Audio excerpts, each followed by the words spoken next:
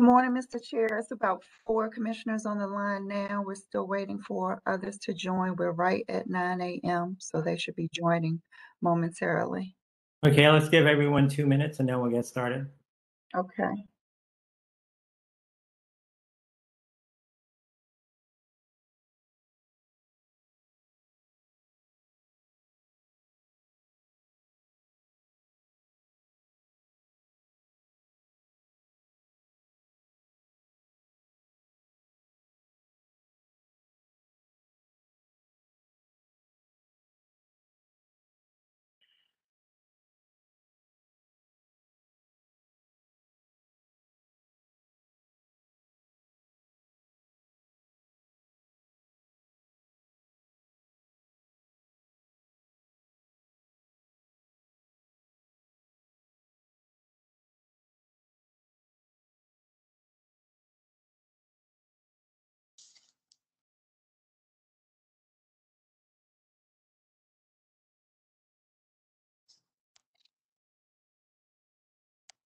Mr. Chair, does look Lisa, like do you think that'll be enough for a quorum? Yes, that's what I was just going to say. You do have 6 commissioners on right now that I see, and I'm sure the others will be joining momentarily. So if you'd like to open the meeting with me. Great. Thanks. Well, good morning, everyone. Welcome to this emergency board meeting of the Board of Commissioners of the DC Housing Authority. Today is Friday, August 13th, 2021. It's 9:02 a.m. I want to thank everyone for joining us this early in the morning. Today, we're going to ask that you please keep your devices on mute, as is always our request. Today's agenda is an emergency agenda, as I mentioned. We have invited members of the public to sign up and speak, and they'll be given the opportunity to do so. But before we go into the resolution for today, I'm going to ask our secretary to establish a quorum. Okay, thank you. Commissioner Council. Present. Thank you. Commissioner Talaferro. Commissioner Strickland. Commissioner Hoffman. Commissioner Slover. Present. Thank you. Commissioner Ortiz-Goud. Commissioner Falchecchio. Here. Thank you. Commissioner Von Gossry. Present. Thank you. Commissioner Dion Bussey-Reeder. Present. Thank you. Chairman Albert. Present. Thank you. Mr. Chair, you have 6 commissioners present so far. You have a quorum. Great, thank you so much. So today we are going to be examining Resolution 2113, which will authorize a 2-year employment contract for the directorship of the DC Housing Authority. There are a number of people that have signed up to provide testimony on this resolution. So we're going to give them the opportunity to speak. So I want to remind our speakers that if you're a resident, public housing resident, you have 5 minutes, and we're going to strictly enforce those time limits today. And if you're a non-resident, you have 3 minutes. So let's start with Heather Day.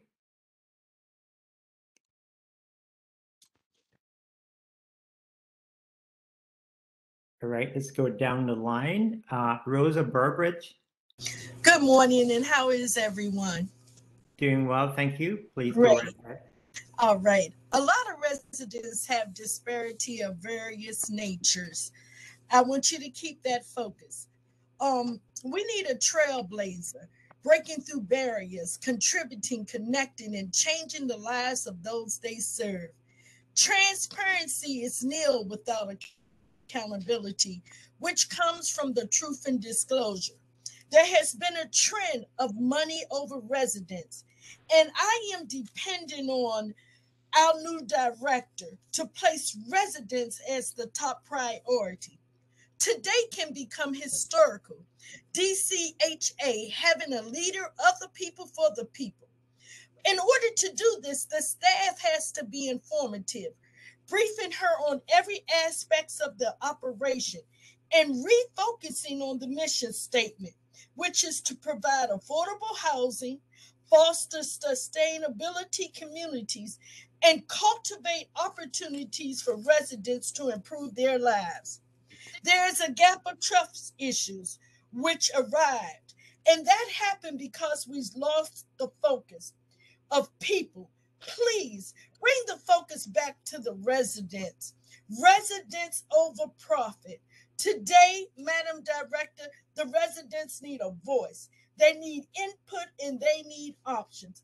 And I'm hopeful that you can provide this and bring it to us freely. I'm hoping for a change. Thank you for this moment. Thank you so much for your comments. Next, we're going to go to William Jordan.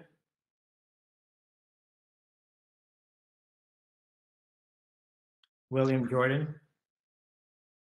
We'll come back to William. Hey, good morning, William. Go right ahead.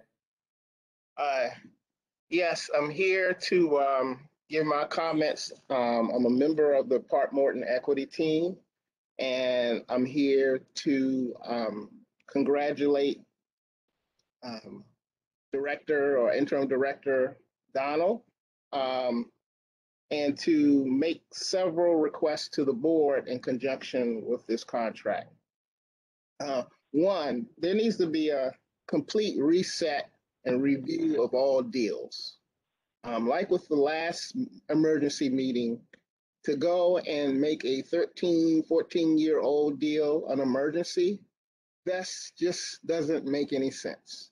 And so we really need to do what Mayor Bowser did when she came into office. She did a reset, a review of all of the DNPED deals and looked at it again. Since many of these deals have been done, we've been through a COVID emergency, we've been through a racial equity reckoning, and yet we want to go back and continue old deals. So we must empower the director and, in fact, demand that she pour out all the Kool-Aid on all the old deals and start anew. Second, residents as pawns. We need to move way past this process of treating our residents as pawns in some real estate big finance game and actually make them partners. And if the residents are not ready to be partners, it must be a priority to provide them with the capacity building, no deals until residents are full partners. And if they make a mistake, fine. They made a mistake. I can tell you, if you want me to, all the mistakes that DNPED has made, DCHA has made, DHCS have, if you want me to, we can do a special meeting on that. Second, capacity building for equity. Well, let me have a minute left. Okay, in order to have all these things happen, you have to have a piece of the deal. This is a capitalist society.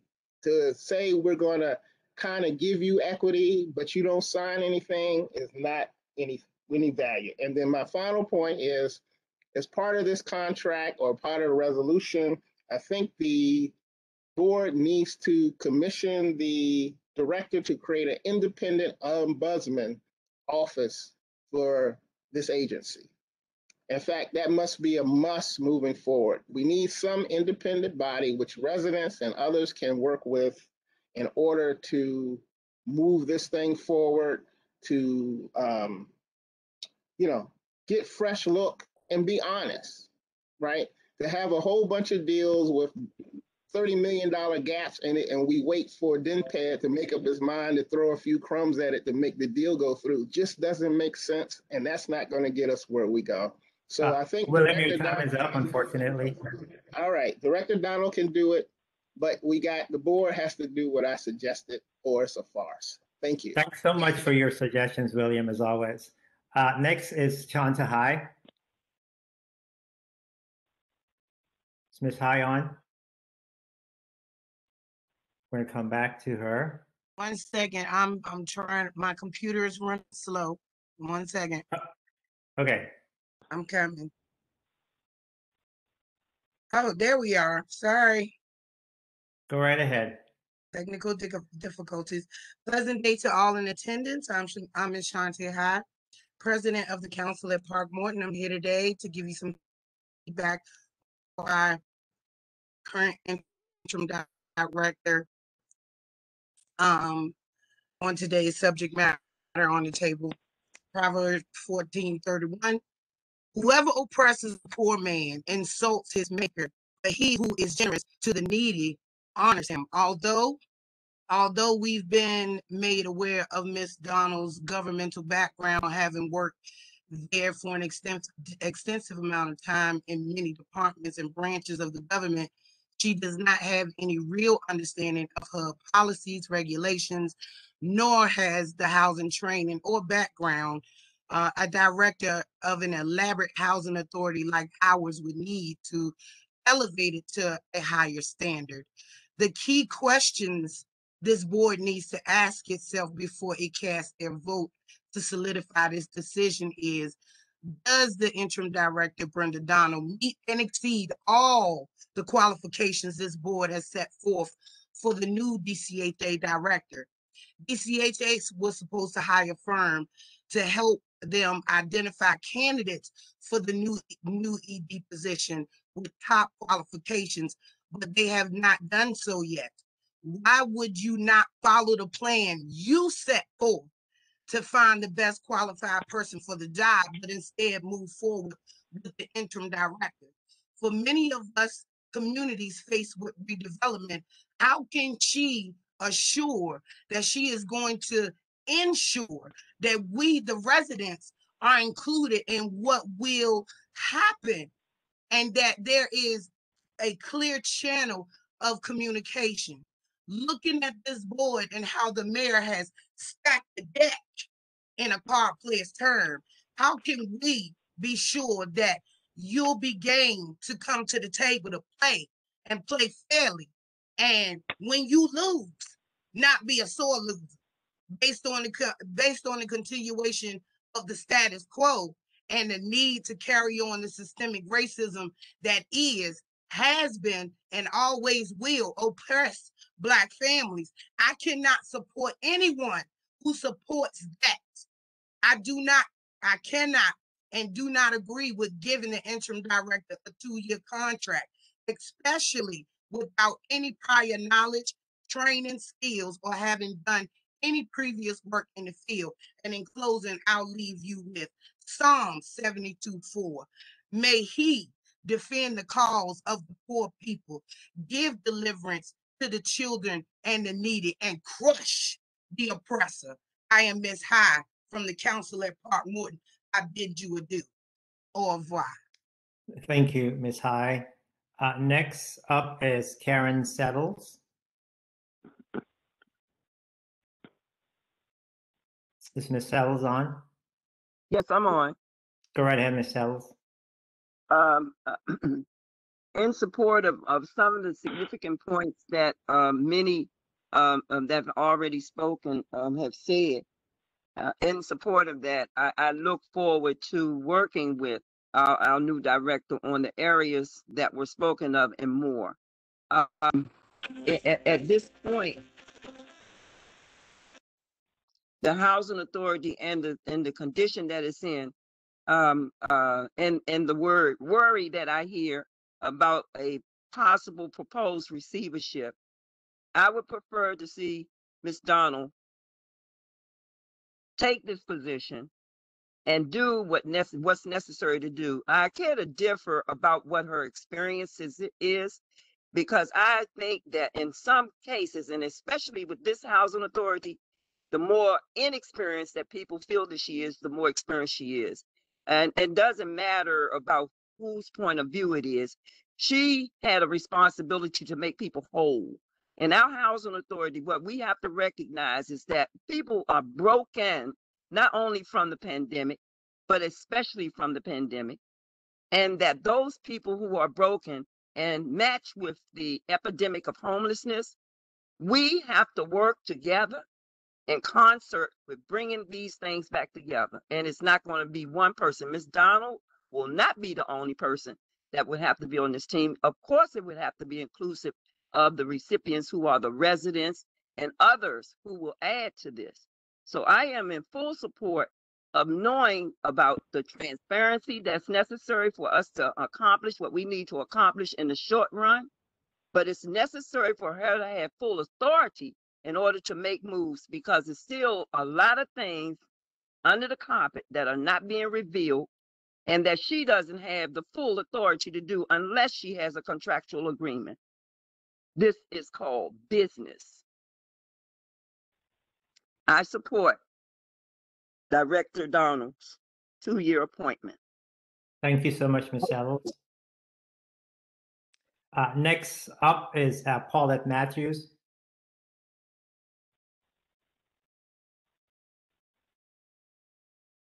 Here, I was just trying to. Go right ahead, Ms. Matthews. You have 5 minutes.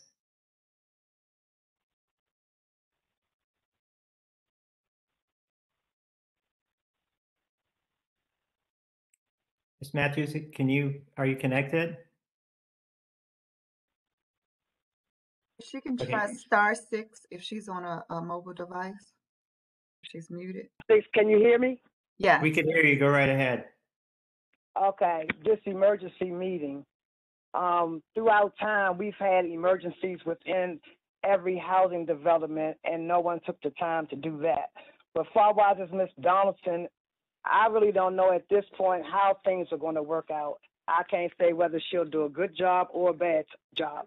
What I can say is throughout time, it seems like everybody's hands is tied, and nobody is really caring, so they say they are, for the residents that live in these public housing conditions, and the time factor that it has on being able to get things done.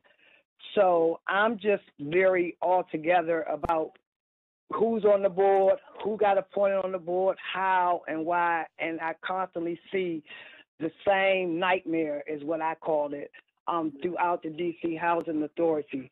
And hopefully she'll make a turnaround, but if she's not going to be the only one, it has to be all of y'all. And at this point, I just don't have any real faith in nobody on the board or that's being appointed, because when they get in the office, I don't see too much difference.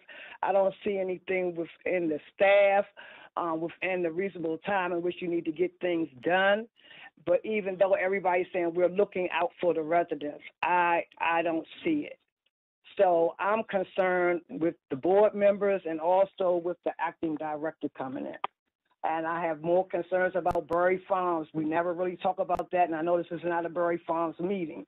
But there's a rush on that, too, and all we get is the runaround. And the same with Park Morton and everybody else. It's a runaround. You haven't called an emergency meeting for the concerns of the people to give them some detailed things instead of or we'll get back to it next week, or rush us off when we're talking, but we can sit and listen 2 to 3 hours for y'all to go through whatever y'all going through and have those back meetings before y'all even come to the front and still be back and forth, but we're rushed through the process of the hell that we're living in. We can't discuss it, but I know y'all already really know it. Just please fix the stuff, please. These are people's lives. Fix it.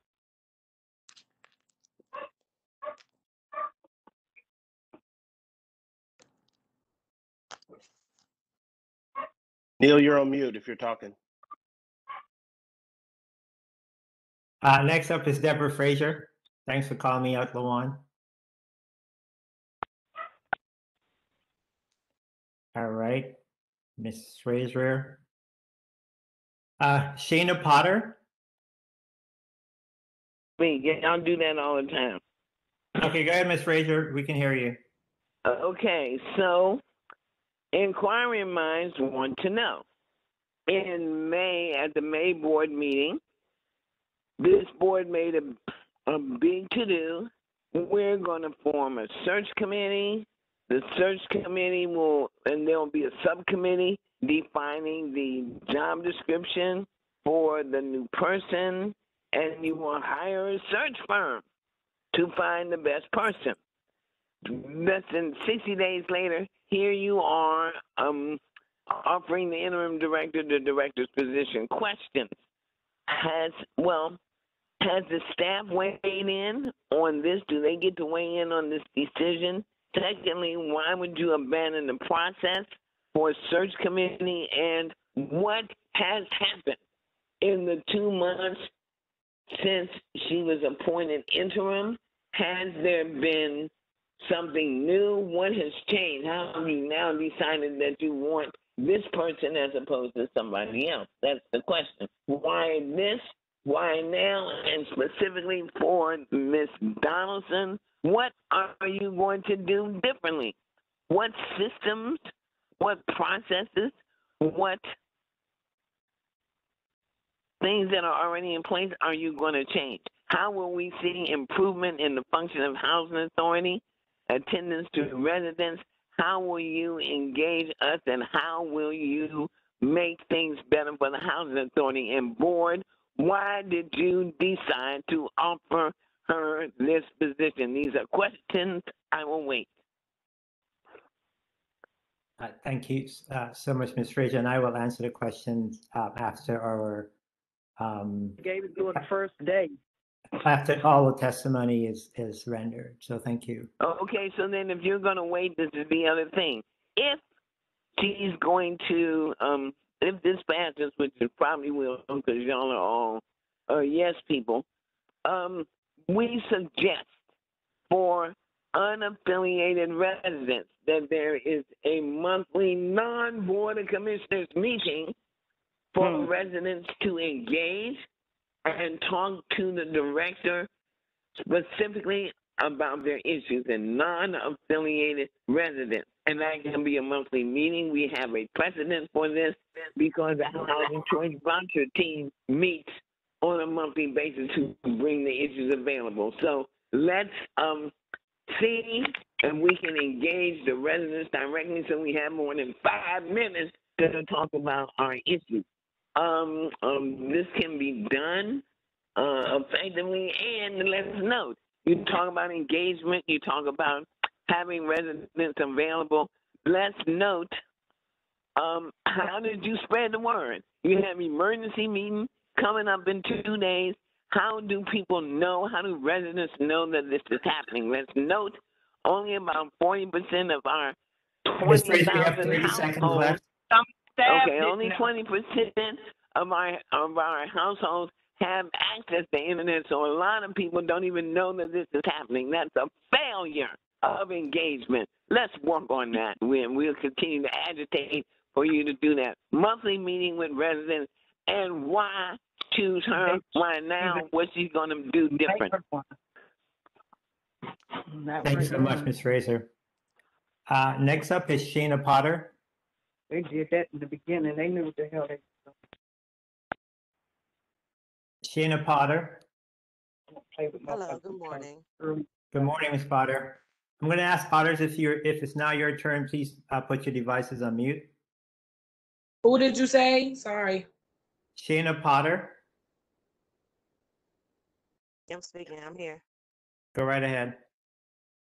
Okay, good morning. My name is Shana Potter. I am an entrepreneur and local activist. So, we have an organization. I'm a Greenleaf senior resident. I'm not a senior, but I am a resident. My mom was a senior. And our organization is called GRAD, the Greenleaf Redevelopment Resident Advisory Group. And we're basically in position to meet with developers, housing staff, and whoever's responsible for our redevelopment project. So I just had a really, my statement is short and sweet. If we could have consistent meetings with the new director, would that be possible? And so, Ms. Potter, I'm sure that's possible, but I'm going to give the director an opportunity to respond at the end of their testimonies. Okay. Yeah, my statement was really short and sweet. Thank you so much, Ms. Potter. You're welcome. Next up is Denise Blackson.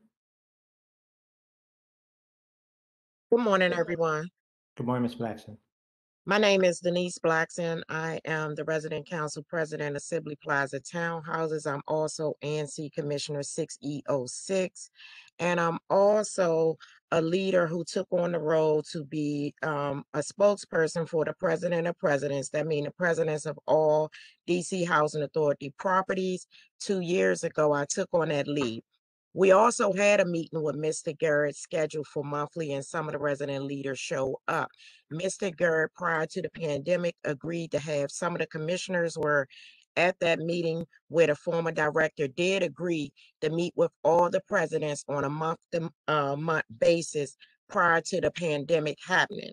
Now, please don't hold that against my 5 minutes. I wanted to address this to all of the Board of Commissioners as Housing Authority Commissioners and residents of Housing Authority properties as well. I want to know that their fight is for us, the residents who live on these properties. As the Board of Commissioners, they also too play a role in assisting us in getting the information that we need, because they're representing us. And we need that the commissioners and all of you on the board, Chairman Albert, that y'all give us the opportunity to meet with the director. We should have had a meeting, whether it was a Zoom or in-person meeting, since the city is open. We should have had a meeting prior to this emergency meeting. That is fair to us.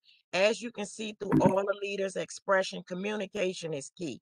The Housing Authority has not been very transparent with us.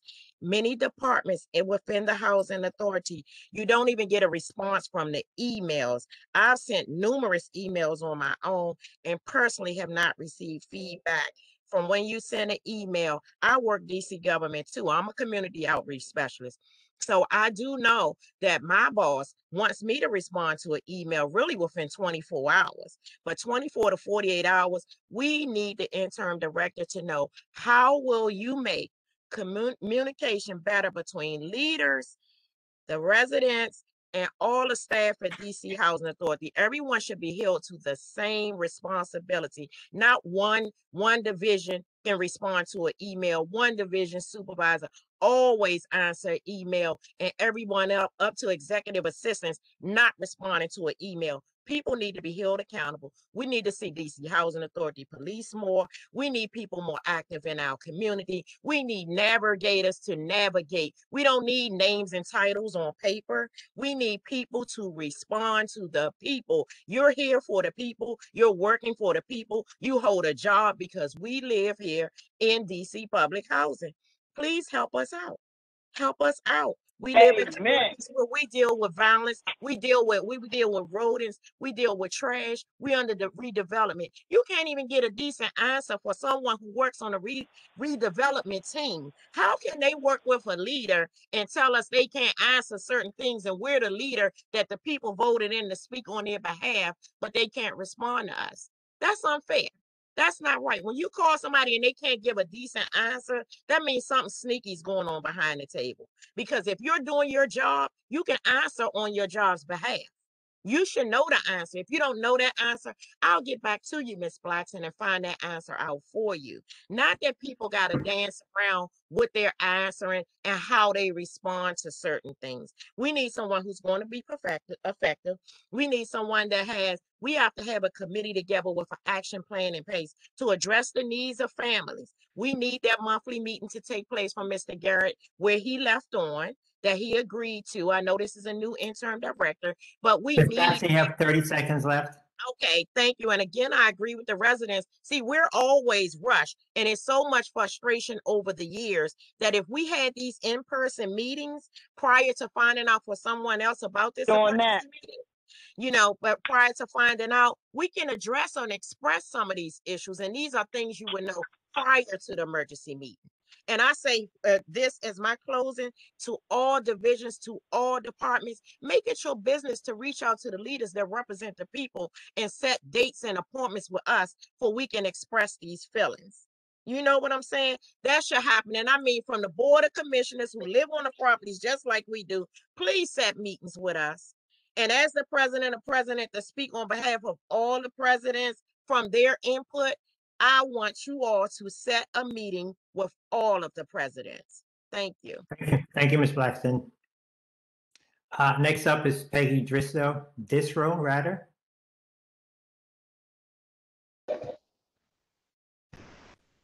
Good morning to everyone. Good morning. Okay, everybody said almost everything that I wanted to say, and I thank you for that. But I want to say that we need an executive director who improves the communication. And I see that this has been said amongst many residents because the communication is very poor.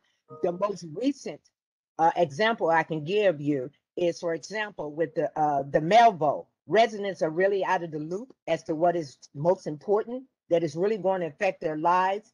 Why shouldn't residents be in all the meetings? Most residents are feeling confused and left out of the process. Target dates for mail vote are just as it says. They're target dates. When would they know the real date? How much notice would they be given of the real date? We need an executive director who is sensitive to this. The stress level needs to be lowered. The communication needs to be better. I agree with everyone who says that meet with all the people. A lot of people do not even know about this meeting that is taking place right now. Why not continue? I don't know why you didn't continue the search as planned. I do not know this person. They may be a great pick. And I understand they have a lot of political ties. I don't know if that has anything to do with it, but political ties should never be the foundation of any selection, although that happens every day. When the decision making determines the living conditions of people and how they live, there needs to be a person with not only qualifications, but someone who is out there talking to the people, who is someone who's out there talking to the people, who's sensitive to the needs of the families, to be able to move through the stereotyping of public housing residents. And yes, stereotyping is in effect. It's even in effect with people who work there, and I know this.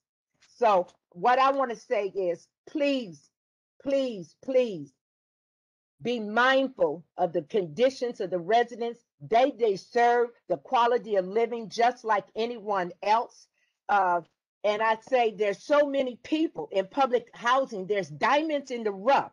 I'm a published author. I'm a conflict resolutionist. I'm an asset mapping specialist. I'm a leadership developer. And there's so many diamonds in the rough. I've looked at a lot of times I think I'm looked at as a troublemaker just because I want better in life. I have the right to ask questions. I have a right to say, send somebody out to get rid of the rats. I have the right. I want a good quality of living. And just because I'm in public housing doesn't mean that I don't want a better way of living. And there's many, many people like that.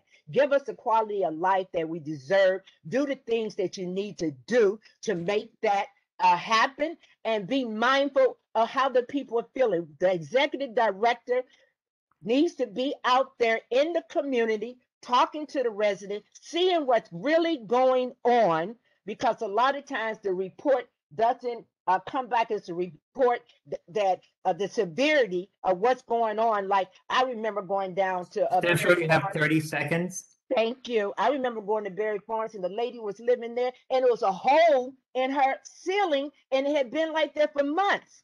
All I'm saying is I wish you the best. I want you to do well, but do what you need to be doing to bring up the quality of the life of the residents and treat everybody with respect, whether they're working or they're not working. Everybody has their story. And until you know what it is, you need to find it out. Thank you. Thank you so much. Next up is Denise Blackson. Okay, yes, I'm here. Go right ahead. Okay, I'm Denise Blackson. I'm the chair of the Berry Farms Tenants and Allies. I want to know, we've been through 2 directors now, Adria Tallman and Tyrone Garrett, and we are not any closer to being able to return to our neighborhood. What do you think you'll be able to accomplish in the next 2 years that will get me and my neighbors back into our homes at Berry Farm? I, along with other Berry Farm residents, have attended just about every Board of Commissioners meeting for the past 3 years. At each meeting, we inquire about Berry Farms, what's happening. At each of these meetings, the former director, Garrett, would say something like, we'll have an update next month. But that would never happen. We felt and continue to feel like we've been left out of the process. What will you do to improve communications and include directly affected residents, and what happened on the properties where we were displaced from? Thank you. Thank you so much, Ms. Bell. Next up is Heather Day.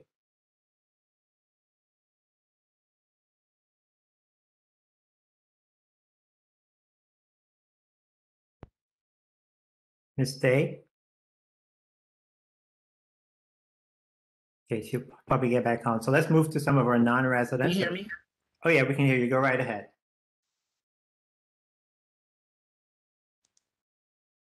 Ms. Day, we can hear you. Go ahead.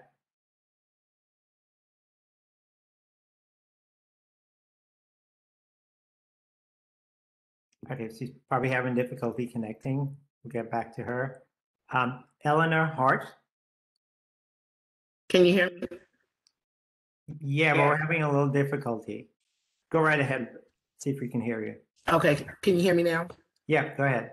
Okay, yeah, sorry, I'm having difficulties this morning. I just want to say a few things. I just want to say the new director, if you're going to give her an opportunity to work, allow her to work, and I want everyone on the board to actually help her. A lot of times with their positions, people always say, oh, that's not my job, that's above my pay grade, and that person gets to fall for it. No one can do any job alone. I just want everyone to actually take the opportunity to give her some help.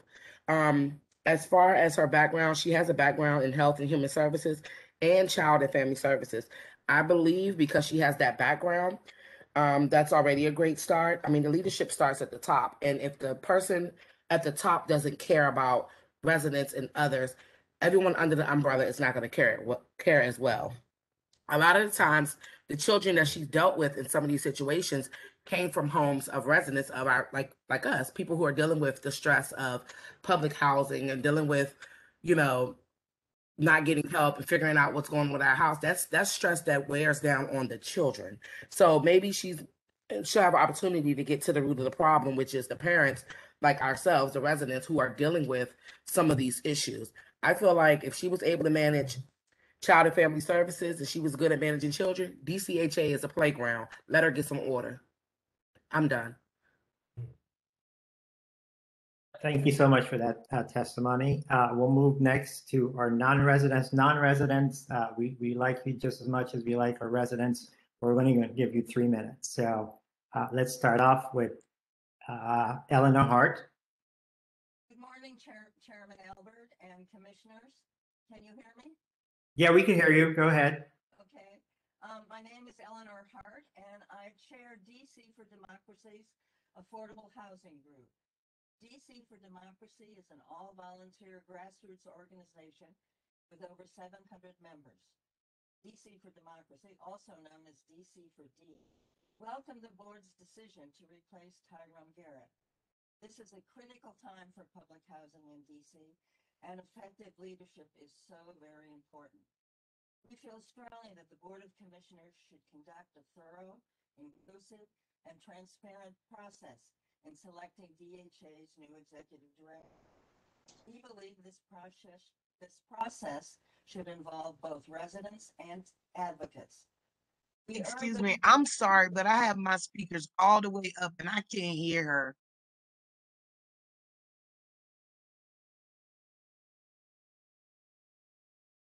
Ms. Hart, can you speak a little louder?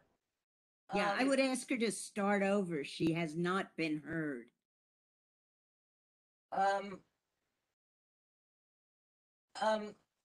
Yes, hang on, I'm gonna try to make my mic a little louder. Well, okay, while you figure it out, we'll go to the next person and we'll come back to you. Danielle? I know I saw you on. Sorry about that.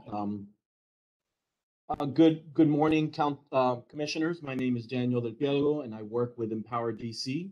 This move to offer the interim director, Brenda Donald, a 2-year contract leaves me with a lot of questions. To use a football analogy here, it appears an audible has been called from the playbook that was originally planned at the June Board of Commissioners meeting.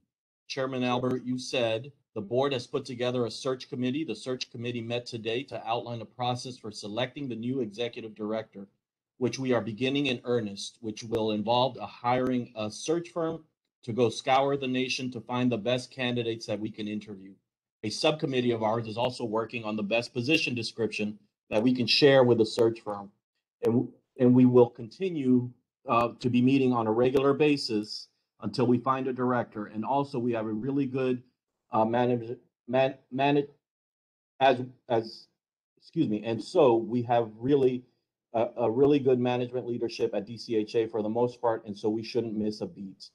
Why the change in plans? How far did the search committee actually get in the search for the best candidates? I also question why the haste in putting forth this resolution. At the best, the community has had 2 days notice about this meeting. Such a critical decision would be better made with a wide input from many different viewpoints. Why couldn't this wait for the September commissioners meeting? I've had the pleasure of meeting with Commissioner Donald on several times. I found her to be professional, attentive, and responsive. These are great qualities for a director, but I'm not sure if other key competencies are there to make such a decision to lead this housing authority. Is this board secure that Ms. Donald has the full skill set to run this housing authority? I'm also very concerned about the mayor's reach here on this board. With a board that has a majority of mayoral appointees and the deputy mayor for planning and economic development already on it, a former director of this mayor's cabinet certainly raises a red flag.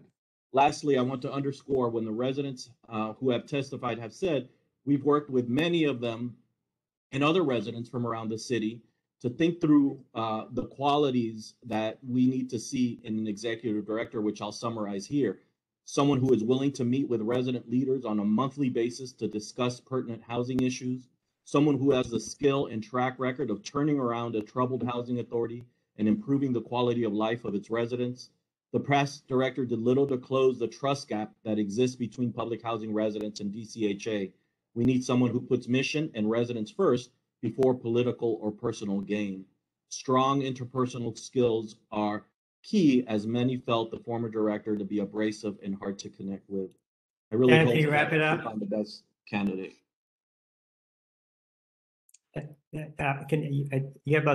still have about 10 seconds if you want to wrap it up. I'm done. I hope we really do find the best candidate. Rude with him having 10 minutes. Thank you that so was much. real rude. Ms. Matthews, the others speaking, you had your opportunity. Next up is Patricia Frazier, better known as Patty. Patty, you have 3 minutes.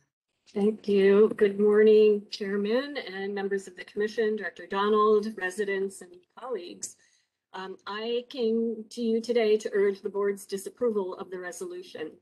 While Director Donald may check all the boxes in terms of leadership and government service, Director Donald fails to meet the top 3 job competencies listed in the board's draft position summary. She lacks knowledge of HUD programs, development, management, and rehabilitation expertise, and her resume shows no background in planning, property acquisition, property redevelopment systems. The core housing function of the agency is something with which she has no experience. And I don't understand why the board would appoint someone to this critical job whose background and experience haven't prepared her to have the most fundamental qualifications to succeed. I believe that to be disrespectful, not only to the residents, but to the job candidate herself. It feels like it's sending in an ophthalmologist to do open heart surgery on a dying patient. She may be the most highly skilled ophthalmologist around, but that doesn't mean she has the skills to succeed in the task at hand. Sending her in is setting up the ophthalmologist to fail and leaving the patient to die on the table. I've been witness to disrespect of the residents for decades. Through the 80s and 90s, the housing program became a political dumping ground where program leadership was beholden to the mayor and decisions were made to advance a political agenda. James Stockard, special master who advised the judge, ultimately put the agency into receivership, put it this way. He said the most pervasive issue is entanglement in the city. And he explained, when each important decision of the housing authority must pass through the city, there's an opportunity for some other entity to exercise different judgments about the matter. The other party is certain to have other agenda in addition to the best quality of life for public housing residents. Some of the other agenda are understandable, perhaps even laudable, but in the case of a troubled agency with poorly served residents, there can be no room for secondary motives and considerations. If the board moves forward with this contract, you're setting up a system that's wide open to such secondary motives and considerations. Director Donald told me a few weeks ago that she took this position as interim because the mayor and Chairman Albert asked her to. If given the position permanently and with no substantive background in housing, to whom will Director Donald turn for guidance? Whose agenda will she advance? The mayor, who asked her to take the job, and the chairman?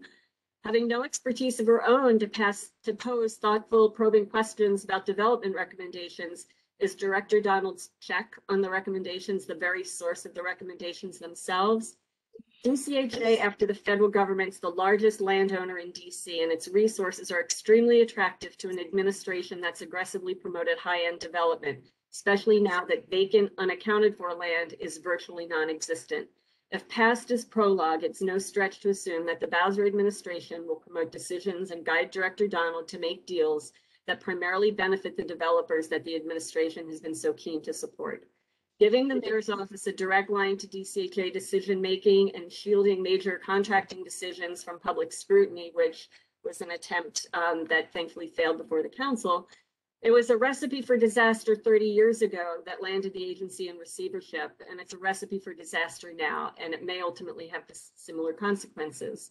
Above all else, though, it's the disrespect. Your time is up. Could you wrap it up? I will. I'm on my last sentence, Neil. Thank you.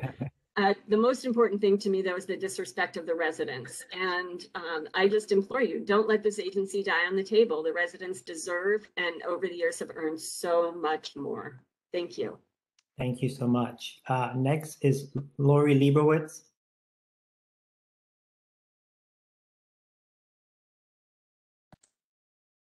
Good morning, commissioners. Good morning, residents. Good morning, colleagues. My name is Lori Leibowitz. I'm the managing attorney of the housing unit at Neighborhood Legal Services Program. And as many of you know, I don't very often speak at these meetings, even though I spend time every single day working to help public housing residents and voucher holders. And that's because I feel confident that the public housing residents and the voucher holders can speak for themselves at these meetings, can bring their own voices forward. But I chose to speak today in part because finding out about this meeting on Wednesday with a deadline to sign up to testify at 9 a.m. on Thursday, I didn't have time to reach out to my clients to let them know that this was happening, to encourage them to make their voices heard. And I'm here to speak not about the qualifications of the interim director. I don't have an opinion on that, but I do have a strong opinion about the process and that this process is not the right process. There has been no transparency. There has been no opportunity for residents. I don't know if DCHA staff has had the opportunity to weigh in. Disconnecting me from the. I don't know if DCHA staff has had the opportunity to weigh in, but we've heard important information today from DCHA residents about the qualities that they're looking for in their next director. And the decision about who to hire needed to have come after the board heard from the residents about the qualities that they're looking for. The past 3 directors of DCHA have all been very different people. Has the board had a conversation, talked with residents, talked with DCHA staff about what are the skill sets and qualities of each of these 3 people that we want to make sure we have in the next person, and which are the qualities that we want to avoid in the next person? This agency is responsible for making sure that more than 20,000 DC households have a safe place to live. This is a huge responsibility. The agency has had enormous turnover over the past 3 years. Most of the leadership has moved on. This is a moment where it's really important to find the right person. And it's a moment where it's important to set up a process, so leading the person in to leading an agency in a way that is transparent, in a way that takes into account the views of the residents and the views of the staff who have expertise. And I would like to see We have 30 seconds left. I would like to see a hiring process that models how the agency should run going forward through the next director, and that ensures that we really find the best person for the job and that we know what the best person for the job looks like before we choose that person. Thank you very much. Thank you, Lori. Next up is Brittany Ruffin.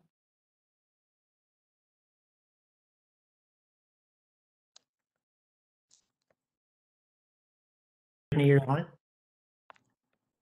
Sorry, just having some technical difficulties at the meeting. Good morning, board.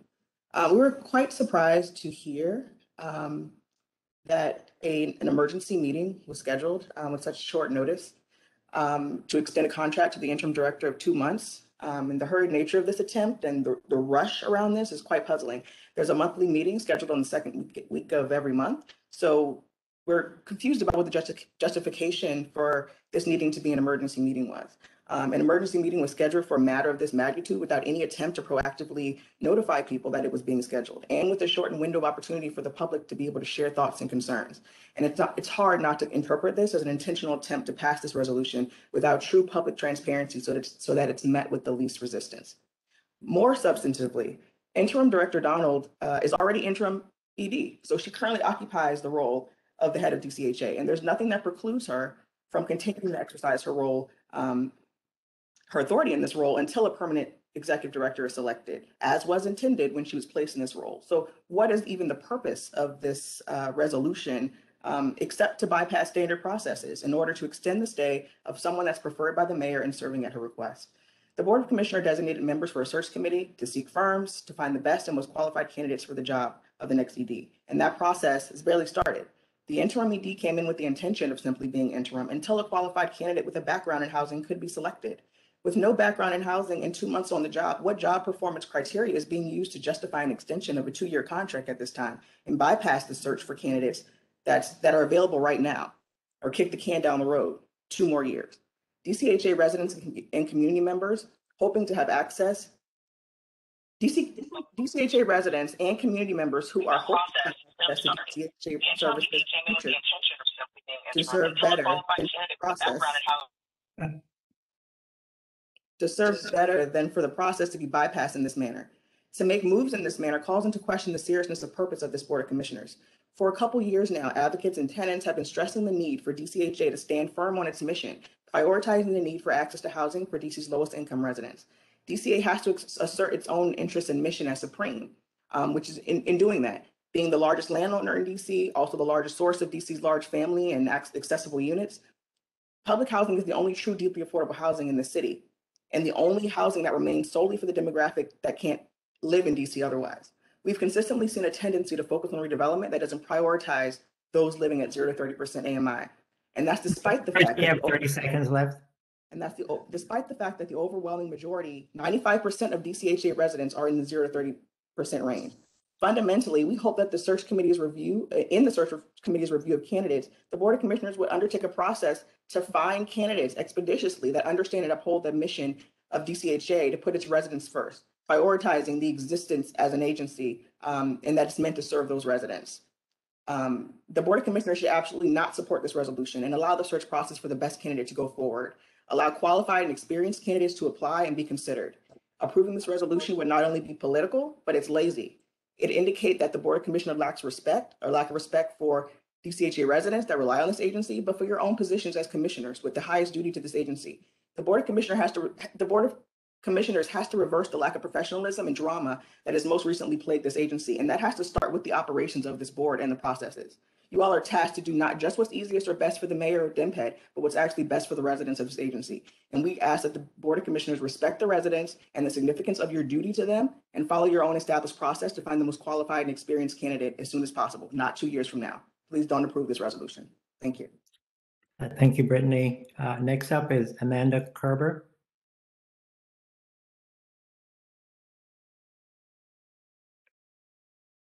I saw Amanda on early. Oh, can you hear me Right. or no? Yeah, we can. Go right ahead.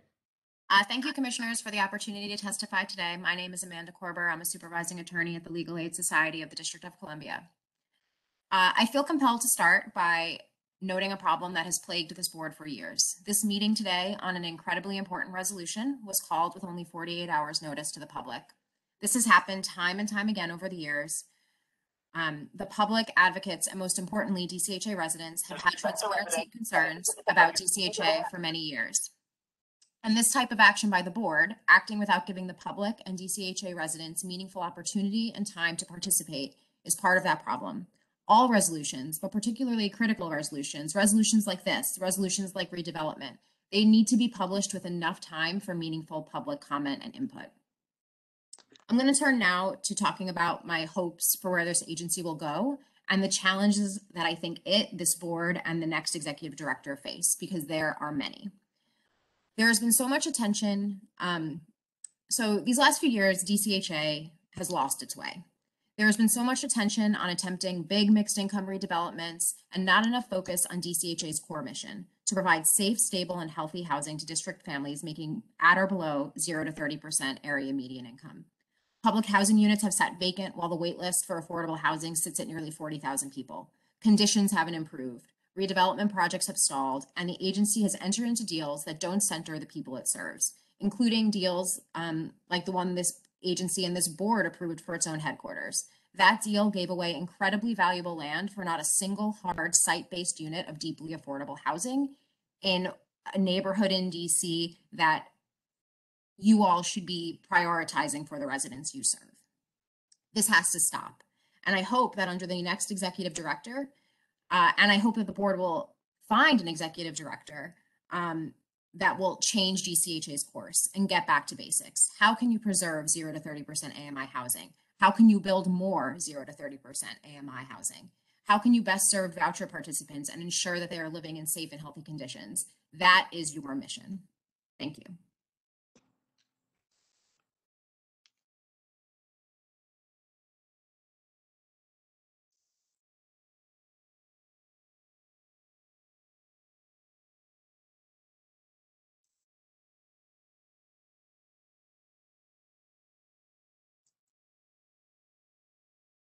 Chairman, Ms. you're Curtis? muted if you're speaking.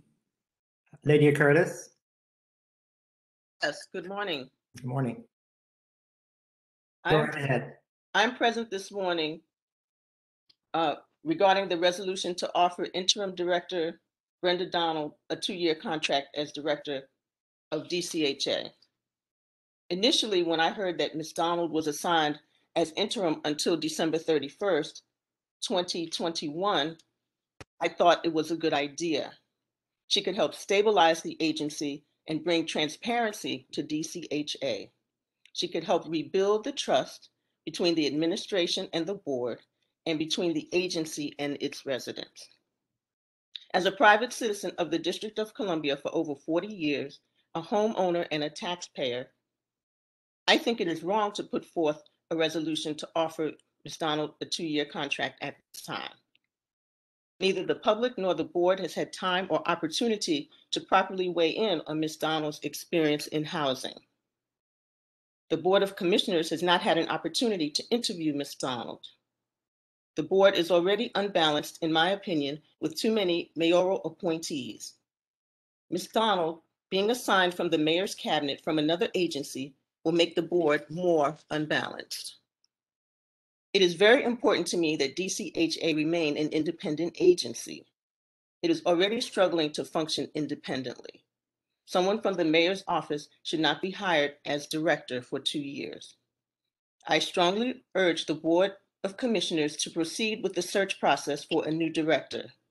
The search committee should have a public housing resident or 2, not already on the board, and the RFP for a headhunting agency should be sent out to minority-owned firms. This way, DC can find a director with public housing experience and real estate acumen. Commissioners, please vote no on the resolution before us at this emergency hearing. Thank you. Thank you very much. Next up is Alyssa Silverman, Councilmember Silverman. You have 3 minutes. Good morning, Chairman Albert and Commissioners. So today is another gut check decision about whether we just say we're a city about equity that truly cares about keeping Black working families in our city or not. That's it. Today's vote isn't about Brenda Donald as a person. Interim Director Donald is a good person and likable. She served many years in district government. That's true. She's very well intentioned about serving our most vulnerable families. That's true too. But I'd ask every commissioner to take personal relationships and politics and likability out of this question. Many of you have watched, we've all watched, as this city has seen working families of color, and let's face it, it's largely Black families, get pushed out of this city because as a government, we've had a strategy of taking city land and largely turning it over to developers for their benefit. And this isn't rhetoric. This isn't because I want to say something controversial. This is reality. This is data. The raw census data released yesterday shows that lower income Black families are disappearing from this city. The data shows that Ward 6, which has plenty of luxury housing in Noma next to the Housing Authority headquarters and lots of luxury housing at the Wharf and Navy Yard near Greenleaf and James Creek and other DCHA communities, has gained lots of residents, and they're white residents, while Ward 7 and 8, largely Black, are the smallest wards and getting smaller. And you know, I read my horoscope this morning. I do that every morning. And here's what it said. Avoid controversial subjects like politics, religion, and racial issues today, because you will run into confrontation with someone. And anyhow, there are none so deaf as those who are wearing headphones. Commissioners, I ask you, please take off the headphones. This job of running DCHA is not about good intentions, because the time for good intentions is over. Because to be honest, when good intentions don't turn into results, they're not good intentions anymore. This job takes someone who knows public housing, knows housing finance, who can keep Black families in our city, who knows how to leverage DCHA's portfolio. And let me reiterate something residents have said constantly, for the advantage of residents of public housing and who need public housing. As Ms. Frazier testified 2 months ago, this board said there is going to be a full search for a director. But like many other things in this city, and I sit there every day and watch them, we say something. Ms. Silverman, you have 30 seconds left. Thank you. You know, we wonder why working families in our city, Black working families, don't trust that their government cares about them. And you know why? Because they do things like this. We do things, we say one thing, and we don't mean it. We do something else. And then they feel like the government doesn't care about them, they don't matter, and that it's hopeless. Let's not do that. Let's turn this around. Here's what I ask. I don't ask you to vote no. I ask you to table this measure until a full national search is conducted, which the board said it would do.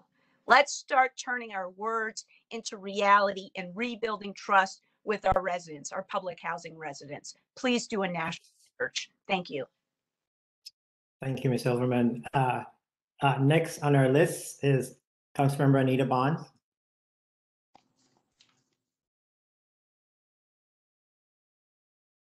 Thank you, Mr. Chairman, and to the members of the board. It's an absolute pleasure to have the opportunity to be with you today. My staff is here, as you know, at all of the meetings. And I know that from time to time, it's been a little tumultuous, to be very honest. Today sounds like the same, but what I'm very pleased with today is that you're hearing voices from the community of public housing residents. And that's so important. You don't always get to hear from as many different voices as you're hearing from today. We all have our regulars that show up like clockwork, but today you're hearing from some of the residents. You're also hearing from the advocates, which have and do play a big role in what occurs in this city in many different entities. But I'm more concerned with what the residents have to say. I think that's very, very important. And I think you have to take that to heart. I was not expecting that the board would be moving a resolution this quickly for the appointment of any executive director. To be very honest, I am a fan of Ms. Donald because of her background and what she has done in other instances within the government. And to that end, I wanted to make it very clear that's where my sentiment my sentiment is, I've heard today that there's concern about her background as it relates to affordable housing, as it relates to construction and construction finance. Well, you know, I think that will come. And I have to agree with, I believe it's Miss Curtis, who said very succinctly that one of her issues that she wants to make sure that the person with the skill set is in place to run this agency. She, like I, have been a watcher of our community for decades. And as such, we want to make sure that we have the best person. And I believe that you have a good person now, and it may turn out that the good person becomes your best person. I don't know. I also want to put on the record that we all know that the authority as it functions in the District of Columbia is sort of a hybrid independent. It's independent, but it also has an obligation to be a part of what we do in our governmental system. And so the law requires, our home rule charter requires that the majority of the members on the board are appointed by the mayor.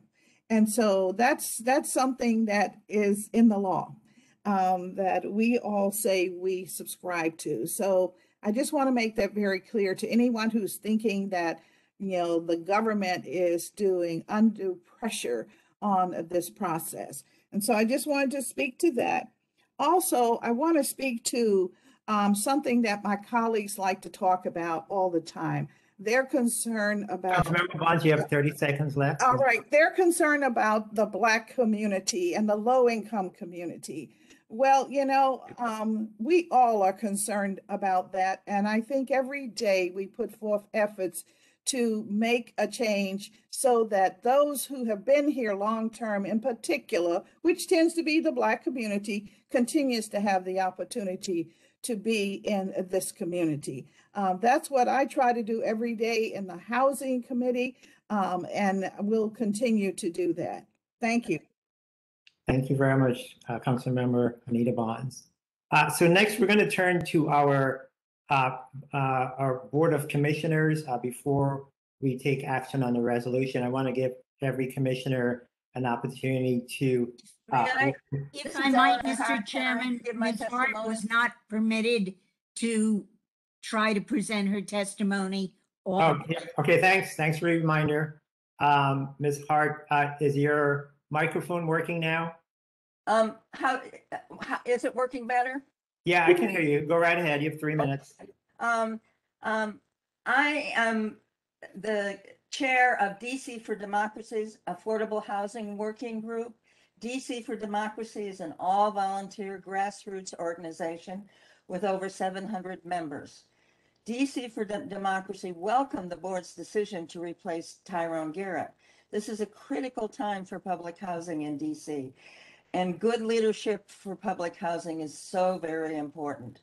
We feel strongly that the Board of Commissioners should conduct a thorough, inclusive, and transparent process in selecting DCHA's new executive director. We believe this process should involve both residents and advocates.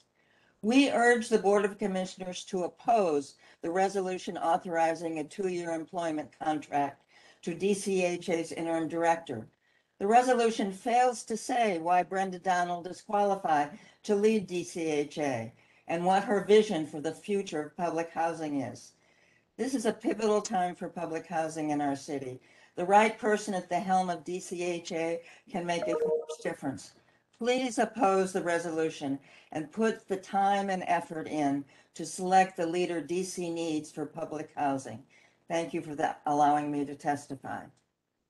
Thank you so much, Ms. Hart.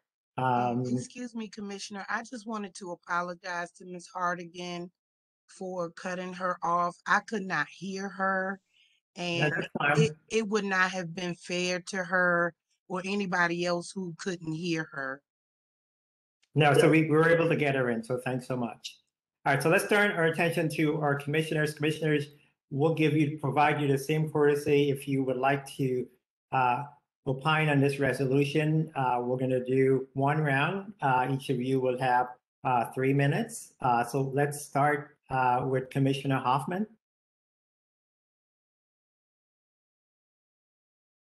Excuse me, but how do you decide we have 3 minutes? We are responsible for making this decision, and I intend to deliver my entire statement. Yeah, you just wasted 30 seconds, but go right ahead. Take as much time as you need. 15. To call this process unusual is an understatement. The Board of Commissioners appointed a search committee chaired by Commissioner Slover to conduct a nationwide search for a permanent executive director for DCHA. The chairman of the board is a member of that search committee. I am as well. The search committee, using the procurement processes of DCHA, issued an RFP for a search firm to conduct a nationwide search. They were to find the best person in the country to run the DC Housing Authority permanently. The search firm was to involve stakeholders, including residents, in the search process. Responses to the RFP were due and were received by August 6th.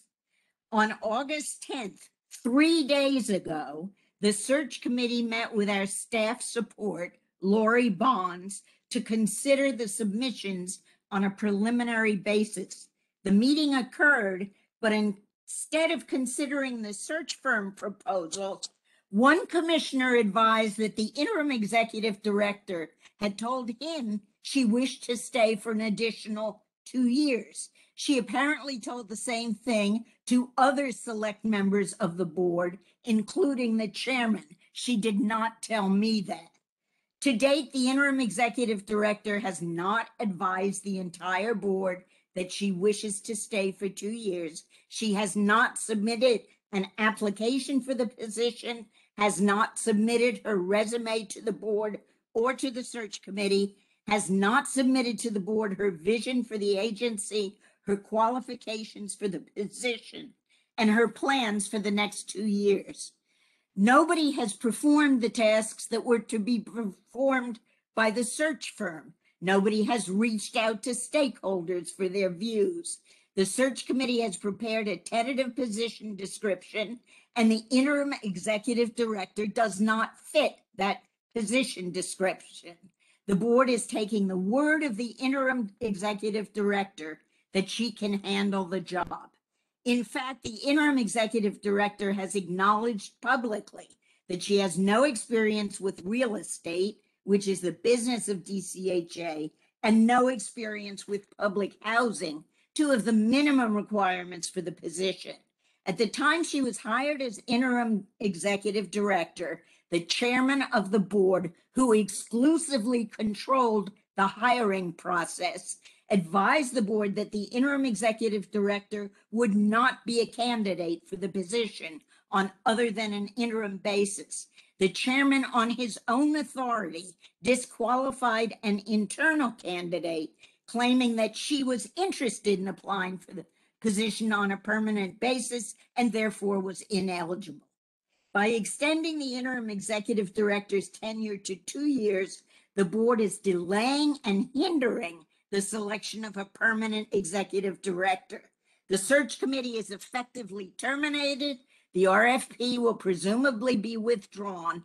The whole process will have to start again in 2 years, unless it is the intention of the chairman and the interim executive director to make the interim the permanent executive director without further consideration or search at the end of 2 years.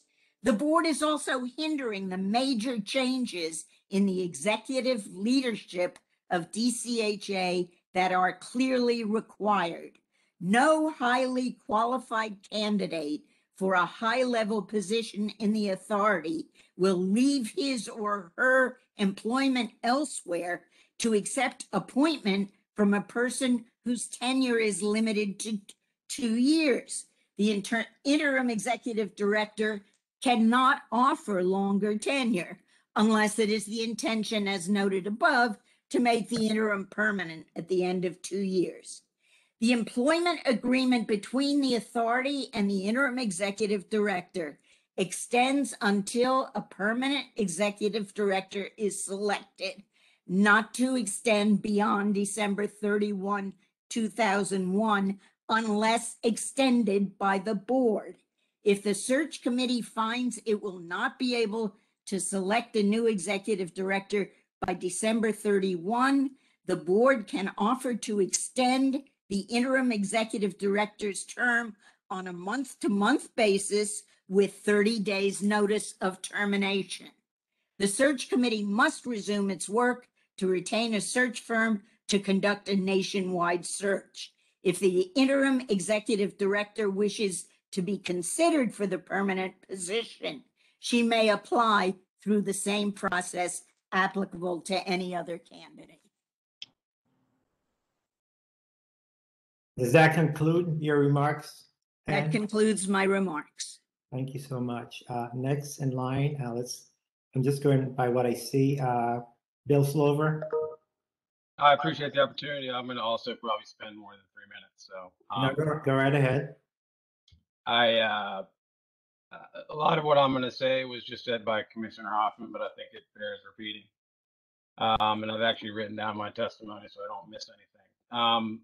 So you've heard today, candidate lacks a lot of the core competencies that one would assume to be needed to run a large and complex housing agency in considerable financial distress. I certainly agree with that position. While being a good manager is a valuable skill, that is only a fraction of what is needed to turn this agency around, and alone does not begin to qualify a candidate for consideration. I was one of the 3 commissioners that voted against Ms. Donald being hired as the interim director. My vote was based mainly on the fact that we had not been provided any information about Ms. Donald, nor had I met or heard of her prior to being asked to hire her. A position that no one wants to be put in, a position that we are all being put in again today. I think it is important to give the rest of the board and everyone else a line of sight into the search process that we had begun.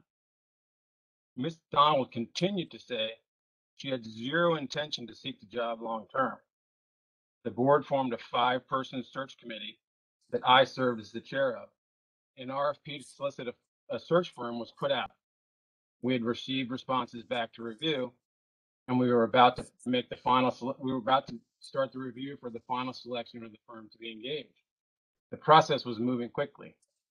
As the committee, we drafted a job description laying out the core skill that we wanted to see from a candidate to be considered. All 5 members of the committee agreed to the criteria. All 5 members contributed to developing the criteria. We wrote the description with the idea of trying to attract both traditional and non-traditional candidates. However, the core competencies remained focused on real estate experience, given the business that we are in. If we can't get our real estate right, all of our other programs are less impactful and harder to deliver. On Tuesday, it was announced in the search committee meeting that Ms. Donald had requested the search be stopped because she wanted the job full time. As chair of the search committee, this was news to me, and she certainly had not informed me of this change of heart.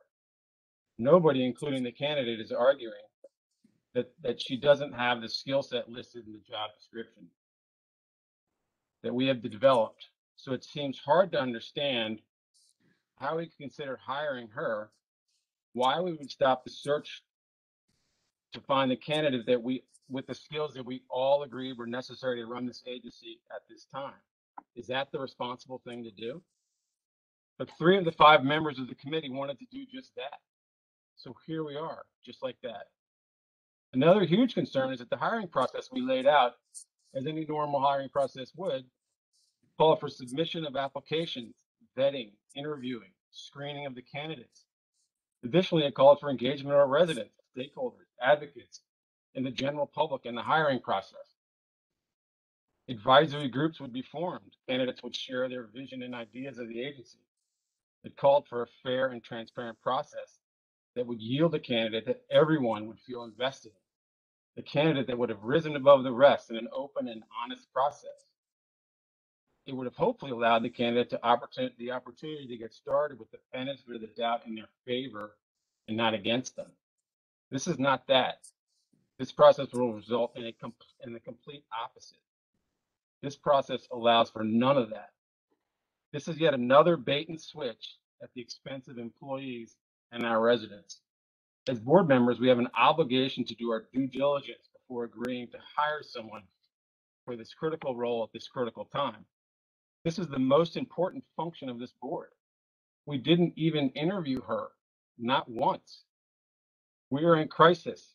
We cannot just abdicate our responsibility and hire her without any process at all because it is the wishes of a few individual board members. People wonder why this board doesn't function.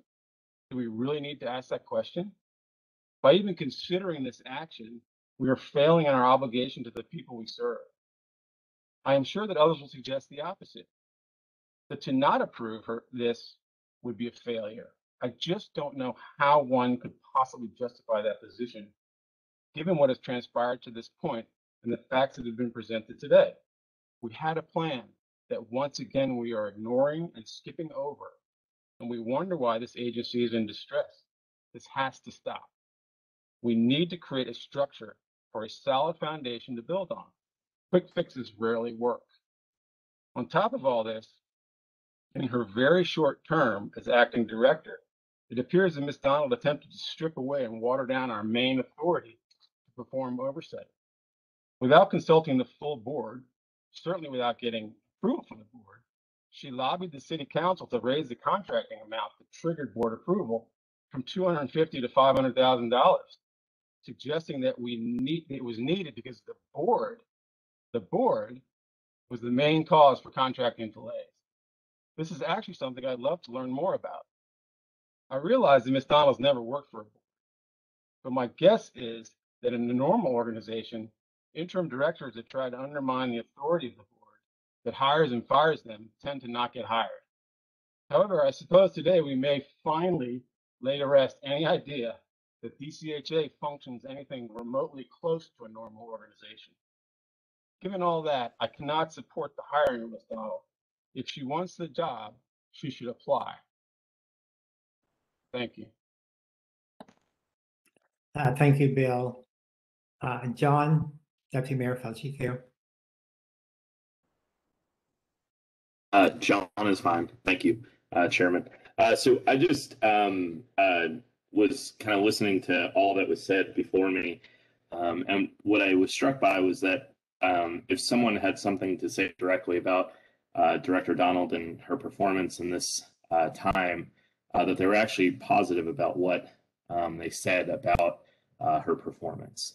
And so I know that we will argue about process today, but what we shouldn't be arguing about is that we have the right person. So when I think about why we would go through a process, it would be to find the right person. But if we have the right person with us now, why wouldn't we give her the time to do the important work that's ahead? So I always ask my team, what's the first thing that you do when your hair is on fire? Which I know is kind of ironic coming from me with no hair.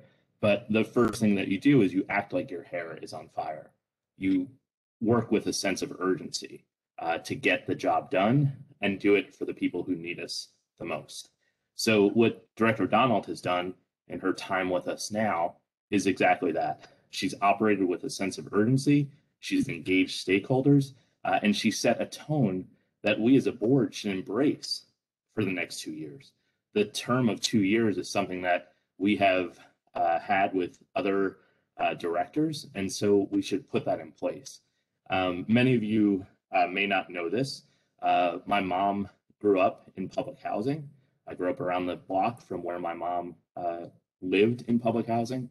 And when I think about Director Donald is the person I would want to look after that public housing for my mom. And if I had the answer before me, then I would have supported her and given her that awesome responsibility to take care of my mom and the residents so I do that today for the residents of the DC Housing Authority. I say all this because we really need to set a tone here that if we have somebody who we think can do the job, who's displayed in her time with us, that she'll engage stakeholders, that she'll act with a sense of urgency, and that she'll really change the trajectory of the agency, then we should take full advantage of that opportunity to put her in position to help us over the next 2 years. So, Chairman, I don't want to go over my time. I want to be respectful of fellow commissioners, so I'll yield back to you. Thank you so much, John. Dion? Thank you, Chairman. I do have some remarks that I would like to share. First, I kind of disagree with a couple of my colleagues. Real estate development for me is not the main priority of housing authority. For me, it's actually housing the residents. The people are our priority. And in saying that, a couple of statements. For me, I think we're making it more political than it needs to be. What we're preparing to do by continuing to search the way that we're going is we're going to identify a good candidate, likewise we did with Tyrone, and we're going to hand them a broken agency with poor infrastructure and deals on the table that's prohibiting families from moving forward. So what we're saying is, it's better for us to follow policy and procedures than to move forward the agenda of the people. Every person has gotten on this call, from the residents up until the advocates. The conversation has been, how do we move our residents forward? We don't move our residents forward by identifying a new leader and giving them a broken agency. I think there's a couple of things that need to occur. One, the board, we need to unite ourselves. We need to identify what type of person we feel as the overseers and the oversight for the residents we're supposed to care about. The 10%, almost 10% of DC residents that are in public housing, we're telling them once again, we care more about politics and procedures than about fixing an agency, moving forward the contracts and the development that's on the table to quickly get Berry Farm residents back in their homes, to quickly get Kenilworth residents back in their homes. So we're doing the work and saying to our residents, you're not as important as we say you are. What's more important is politics, procedures, and who we think the mayor is stacking the deck with. I'm not a mayoral appointee. I'm a residence appointee. I've been a native Washingtonian in this city for 4 generations, and I've always pushed forth access to opportunities, shelter, and care for our children. We can't do that if we're playing politics with the lives of the residents that we serve. That's number 2. Number 3 for me, and I must say this, taking over an agency that wasn't its best. The worst thing in the world to do for a new executive, and people are watching this, so we're actually looking for a new candidate to take over DC. But we're saying publicly that we're going to give you something that we know isn't fixed correctly, the board isn't united, and we're going to expect you to make outcomes like we did Tyrone that you can't reach. Because the leadership that's providing the direction for you, we're not united. So for me, I don't oppose Brenda going forward for the next 2 years. I do agree that we need to set some parameters.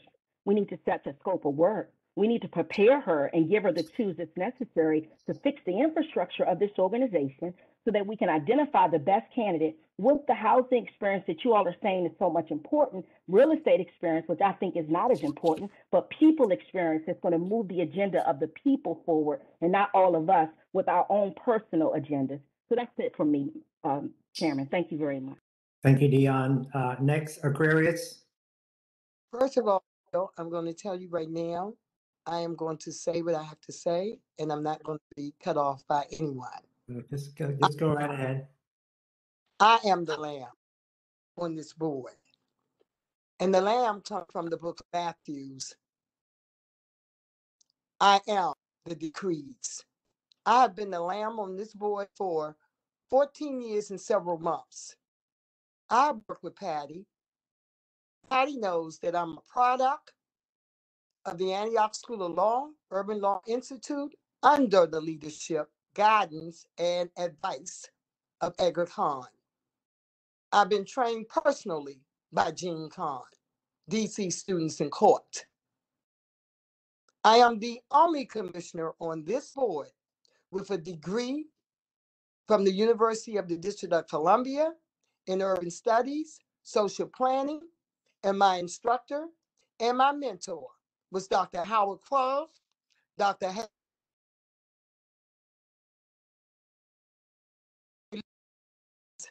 I am a product of the District of Columbia, all 8 wards. I grew up in Chinatown. I am a product of the ghetto, and I'm proud of being the ghetto girl. My mom, she was a product of the slums. My children are the product of the hood. It has been an insult to me as a lamb. As a lamb on this table, I've been to 3 mental institutions, not taking any type of medical other than cancer pills and sleeping pills. And this board knew it, and so do you all.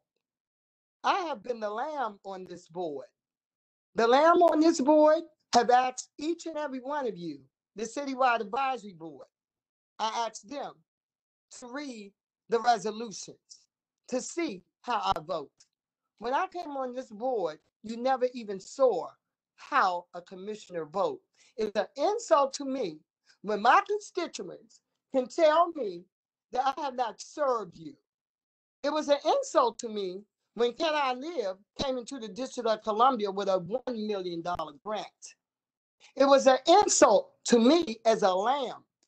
On this board, I am the only commissioner that had recommendation that if any resident come forth to this board, and any commissioner on this board is a resident council leader, that allegation will not be discussed, debated by the District of Columbia Housing Authority. Read the minutes. Commissioner Von Goss-Reed said we will go to HUD. I am the only commissioner that has been investigated by a special agent. Her name is Perez, out of Baltimore, for the Can I Live grant. Not one of my constituents was there beside me, and I did not take a dime. HUD respect my ethics, my integrity, and my character. Let me go further. It's an insult to me, to the advocate community, who have a group of advocates. How many of my constituents have you encouraged them to pay their rent to landlord and tenant court? If I lived in Bury Farms and I was an organizer under Paul Battle, Washington Inner City Self-Help, I would have been fired. If I would have went into Bury Farms and not one resident is paying their rent to landlord and tenant court, but they live in deplorable conditions. Patty, as you know, Gene Kahn didn't have it. I am a change agent, a lifetime agent, and I'm proud of it, under Adrian Fenty. Now, let me tell you who I am. I am Aquarius Von Goss-Reed, who is a member of the National Alliance of HUD Tenants, who have brought Michael Kahn to the table. I am the resident commissioner who has been elected and should not be sitting here today as an elect resident commissioner. However, my constituents came before me with Donald Trump as the president of the United States, who did not want anyone to vote. I asked my constituents, let's vote.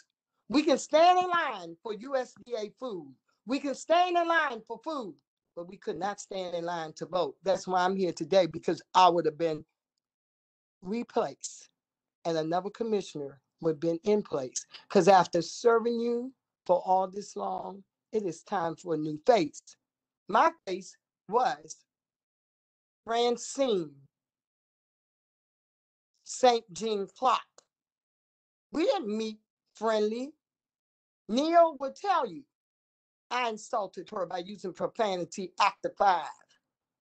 Francine, I coach. Francine, I instruct. Francine did the research. We stayed up at night. I told her, stay in your lane. Before you can come in my lane, you are to read Housing, Urban Development, 24 CFR. You only look for housing choice voucher rules and regulation, which are federal. My lane is public housing. I have been trained under, and I'm going to spell it because I have a speech deficiency. Shell, H-E-L, last name T-R-A-P-P, Gail Santana, and Joseph Morano. I have those certifications, and those certifications came from the National Institution Training Center out of Chicago. Who am I? I am Jack Kemp, Jimmy Kemp, as you call him, national representative, and I'm not a Republican. I'm a Democrat. I was trained, I was raised, I studied. Mildred Haley, Boston, Massachusetts. Chris, I want you to finish. But I just want you to recognize that we have some others that would like to speak to. And you're not going to cut me off either. I support Brenda. I told Brenda I would be the last person she interviewed. And before she interviewed me, she had to investigate me. She had to start with the Department of Justice. She had to make phone calls. Now I'm ready to talk to you. I told Brenda, I didn't even think that I was going to even appreciate your skills in management. I Googled you for 2 nights without sleeping. Now here's your charge. I charged her, challenged her. As of today, what did she do? She went and you know what she did? Let me tell you. She went to the Department of Justice. She read those documents. Any information I gave her, she read. Let me tell you what I know about mantle and dismantle teams. It doesn't, you have to manage your people. Your people are your directors of staff. You didn't like Tyrone. Tyrone gave you an opportunity of lifetime. You would have never, Paulette, had any type of gate around your house. Trust me. But Luther would have never received that document that he received. You speak of my former leaders. I'm a product of Adrian Tyrman. Who is she now? I am. Larry Dwyer, I'm a product of him with real estate. I've sat on the DCHE board longer than anybody. Have you investigated that? The leaders. No, you have not. As a matter of fact, Abner Desiro is the only one on the minutes at Woodland that said she was a member of the Von Gottfried Focus Group. So let me tell you who I am today. I am supporting Brenda Donald. I support her as her management. 2-year contract, give it to her. Bill Slover still would be able to do his homework because it takes more than 6 months. The last 2 shirts, Crazy Von Gottfried did it by herself. He'll tell you. I have the greatest respect for Bill. Now, let me tell you about the legal community. It's an insult. I am a commissioner. I'm elected. You know what I told my residents? And I'm campaigning to be the president of Potomac Gardens. I have an organizer right now telling all our residents, if you're living in deplorable conditions, you're going to take your case and you're going to pay your rent to landlord and tenant club. Unlike Berry Farms, if it takes 10 years, you have 10 years worth of money in escrow. You will walk out the door with a federal voucher and your money. I asked Denise Blackson, Lonnie Duran, follow his model. Now I can bring some people to you and tell you how much their checks was when they came out of tourism quarters. My mother had me sleeping on them grounds. And as today, my mother died of COVID-19 right out of Julius Hobson Plaza. Who is she? I am her daughter, who was learned under Jasper Burnett and Bob Moore. Who am I? I learned under Pam Land Trust that's right in the same building with Daniel. Pamela Jones. Aquarius, we do have some other board members that would like to speak. Let me tell you who I am. I have been your lamb, and I will still serve you. And I will serve you with just and fair. I support Brenda. Thank you. In her engagement. She's doing what she needs to do with management. She's a cleanup woman. She knows how to manage. In order for you to control anything, you have to manage your people. You have to be trained. You have to be trained with ethics, integrity, and character. Out of what? The decrees. Who am I? I'm not your fake Muslim that you go around telling everybody. I have a registration, and it's from the Islamic Center. I am a registered Muslim, and I can prove it. And guess what? Anybody who insults me, and I am for clarification. I have been understanding, and no member on your board has been more transparent than I. Brenda have my vote. Thank you so much. Well, Lisa, you had a problem with me with 1133. Common sense would say build your housing authority on the land that you own. Now, let me tell you something else. Why don't you talk about DC public schools? Now, you in the District of Columbia, you only have Shaw Junior High School on 7th Street, Pam Jones Land Trust. You don't have to go Aquarius. You don't have to go nowhere and look for no model. Aquarius, we really need to hear from other commissioners. I think we got your sentiment on Brenda, and we will have an opportunity to vote. So I want to thank you. And that's who I am.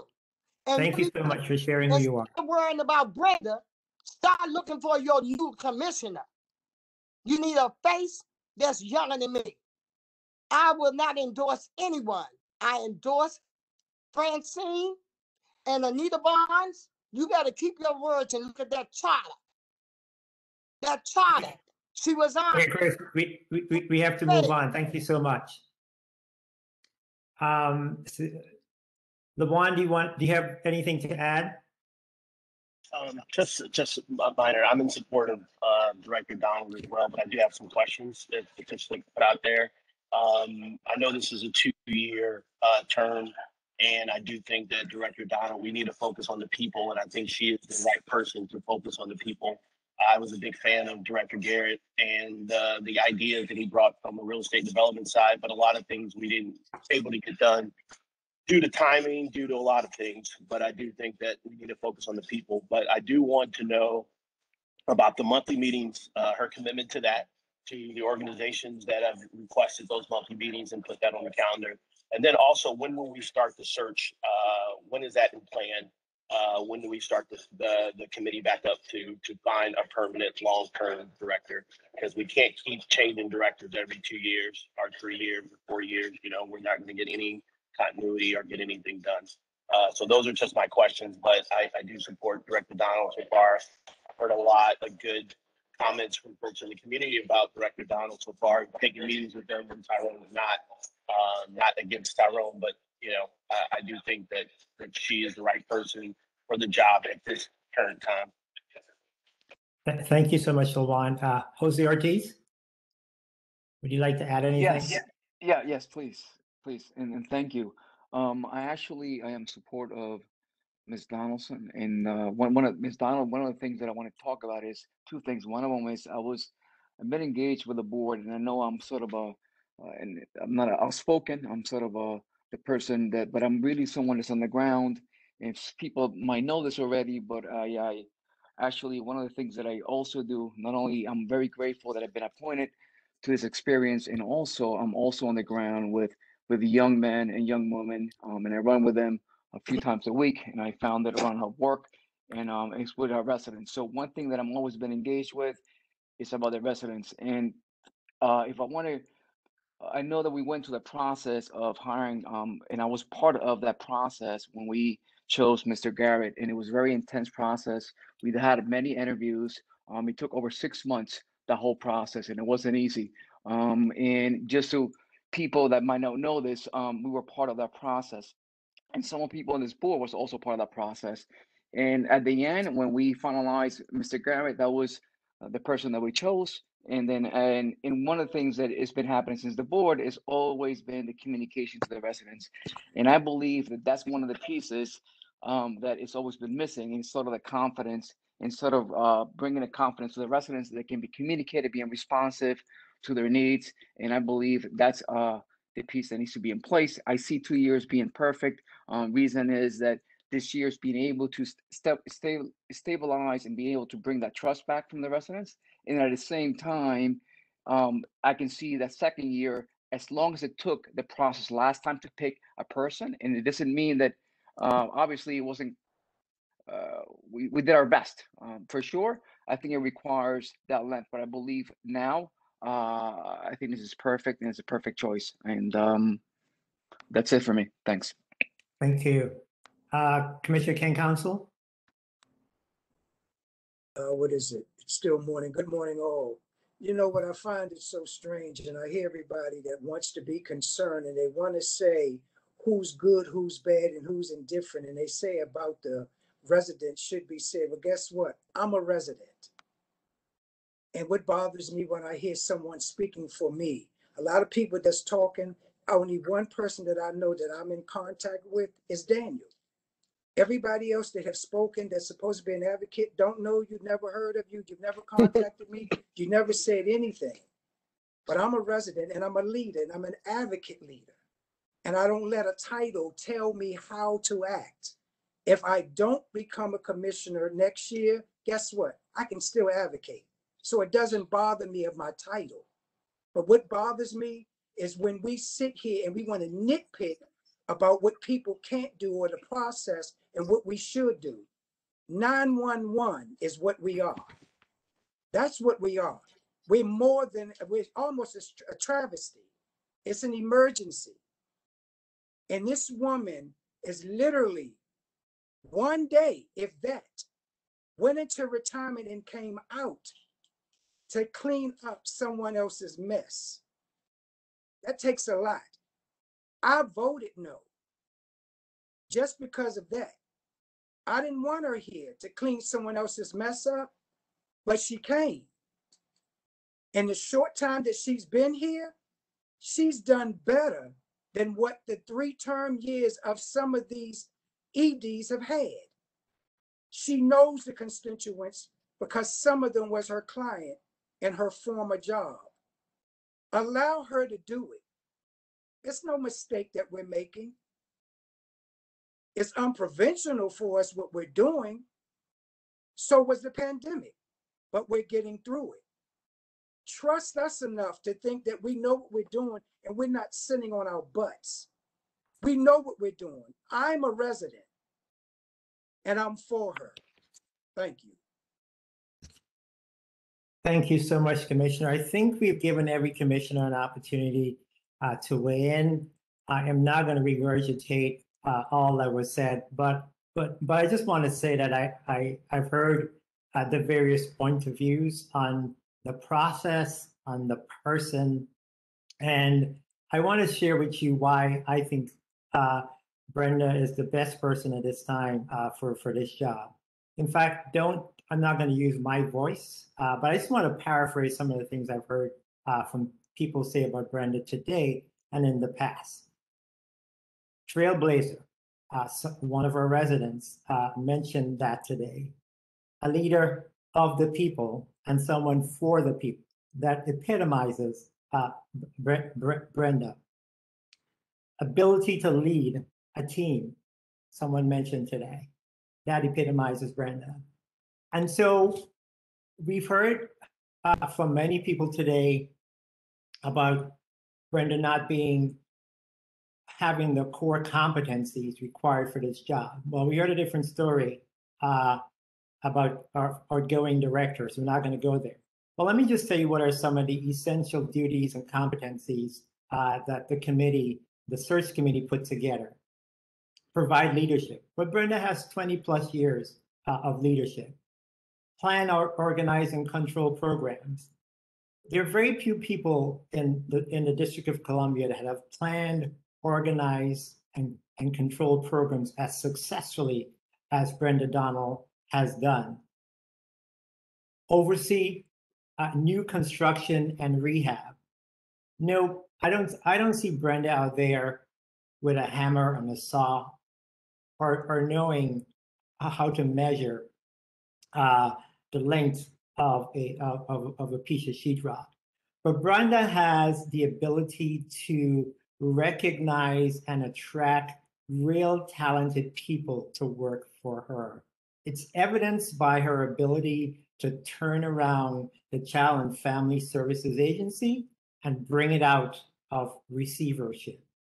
Another essential duty for this job is compliance with federal and district requirements. I just talked about the way that she took CFSA out of receivership over the objections of many people, including folks who have made a cottage industry of keeping agencies in receivership. And Brenda has already begun her outreach to HUD and other federal agencies. Directed development of policies, plans, and procedures. My God, she has that in spades. And then there are 7 competencies listed in the job description.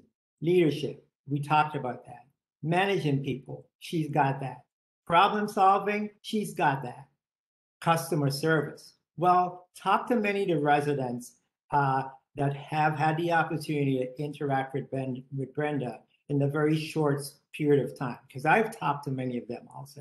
They say things like, she's accessible, she listens, and that's what we want, and that's what we need from our executive director. Teamwork. Brenda has hit the ground running with the DCHA team, bringing them together, re-energizing them, pointing them in the right path forward. And then finally, analytical. There are very few people in the District of Columbia who I have met that are more analytical than Brenda. And so I can go on for the next 30 minutes, but I know my colleagues will probably not like that, with reasons why I think Brenda is the right person for the job at this time. And so without further ado, I will entertain a motion for Resolution 2133, which would appoint Brenda Donald as the director of DCHA and authorize the chairman to negotiate and execute an employment contract containing acceptable terms and conditions for Brenda. I have two comments. Oh, hold on 1 second. 1 second. So is there a motion?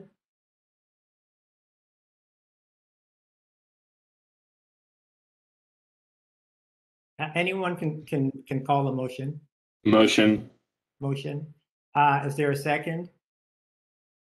Second. Second. So let's pause for a second for comments. I know Bill and I think Ann have comments. Yes. So Ann, you can go ahead. First, I would like to hear from Interim Director Donald. She has not addressed this board on why she thinks she needs 2 more years and what she intends to accomplish in 2 more years. And I would like to hear that before I'm asked to vote. And second of all, I want to move an amendment to the motion that the chairman has to come back to the board with the contract he negotiates for our approval, because it will clearly exceed $250,000. So I am pretty sure that that Brenda will, over the next few days and weeks and months, be engaging with every member of this board. It's totally up to her as to whether or not she wants to engage with you now. But I would suggest that there's a time and place for that. The time for that is before we give her a 2-year contract. Sorry. And you're entitled to your opinion in that. And again, we've had many meetings with Director Donald. You have been in many meetings with Director Donald. And so again, I will continue to be in meetings with her. So, and as to your amendment, as to bring in the contract back to the board, I have no objection to that whatsoever. Thank you. I'll consider it part of the motion then. Great. Bill? Yeah, my issue is going to be the same about trying to. I'm not certain that the board should be ceding complete authority to the chairman to negotiate and execute the employment contract. And also a little bit concerning that you would be providing the same terms and conditions to previous DCHA executive directors. I would hope that based on our previous experiences that we might develop a new job description with some new criteria. So I think that's an important process, and to just yield that to you, I think is asking a lot. And so I would suggest that you form some sort of a group, a working group that would help negotiate this contract, given the import of it. So, Bill, if I recall, and you could correct me if I'm wrong, you negotiated a contract when you were chair with a former executive director. I'm sure in negotiating that contract, you got input from other commissioners. That's what I intend to do. I don't know how you negotiate a contract by committee.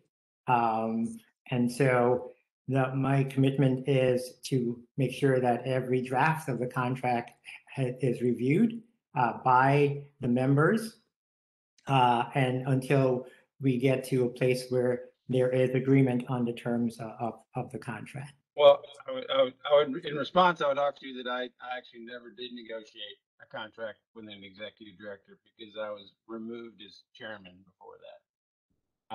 So someone did. It wasn't me. And so I don't know. It's my understanding and my recollection from way back when was the board was intricately involved in that process. And so within this word speak, so this resolution right here gives you 100% authority to negotiate this deal, not coming back to the board for any input or any part of the process, and that's not okay. And so it has to, it's got to be amended to provide input opportunity and some sort of approval from the entire board before executed. John, you were about to say something. Well, I was just going to ask, I think, Chairman, there's difference between input opportunities and, coming back. So I think input opportunities is appropriate. Yeah. And that happened at the negotiation of the last contract also. There were plenty of input opportunities. On the contract with Ms. Donald, there were none. Yeah, this was another 48-hour deal that you cooked before we were present. So there's a once bitten. Chairman, can we move the motion as proposed? Yeah. So why don't we do this? So there's a motion that's been approved, that's been moved and seconded. Why don't we do a roll call on that? Neil, you accepted my amendment to bring the contract back to the board, did you not? Chairman, my motion was to move the resolution as proposed. Well, that's not okay, John. I mean, look, you guys did not present an opportunity. We asked for an opportunity to talk, and then this is why this board doesn't work. Okay. All right. So here's why this board doesn't work. This board doesn't work because we're going to burden it. We're going to burden this resolution with every ornament for the rest of the afternoon. So I've agreed, John, to Ann's suggestion to amend the resolution, because in the event that the contract is over $250,000,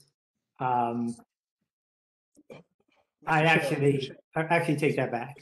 Yes, Mr. Chair. Oh, that's an interesting dilemma, isn't it? I just didn't. That just Mr. Chair, if I may interrupt, the $250,000 threshold does not apply to employment contracts. Got it. Okay. So thanks everyone for the clarification. So here's what we're going to do. We have a resolution ahead of us that's been motioned and seconded. Alicia, can you do a roll call vote on the resolution? I'm sorry, Mr. Chair. I'm sorry to interrupt. So is there a motion to amend the resolution? He's ignoring that part. Well, no one has. There is a motion. I move to amend the resolution to require the chairman to bring the contract to the board for approval. And you accepted it. So there is a motion. Is there a second to the amendment? Second. Okay. Can we do a roll call on the amendment? Can we speak to the amendment? Because again, yes, was first I'd like to to have the actual language of the amendment so that it could be added to the resolution, please. And do you want to? Yeah, I move that the chairman submit the contract he negotiates to the board for approval before it is enacted. I, Craig Von Gottfried, second. Okay, so comments on the amendment, John? No, I just, again, don't think it's necessary. I think it's, the way that it's been proposed, where obviously there's going to be input by members. Chairman, if you're able to say how that input happens, and I think that allows us to move forward in an efficient manner. Again, the thing that we're trying to avoid here is to keep the agency in a flux. And right now, we have a candidate that we're moving forward for 2 years in order to keep the agency from seeming like it's in limbo. And so I think that this amendment actually keeps us in that limbo once again. And that's not what the board has signaled, is signaling with the base resolution. As the maker of the amendment, I would like the opportunity to speak. Go right ahead, Ann. The reason for this amendment is because we have seen the previous contract negotiated by this chairman. We're now abrogating it.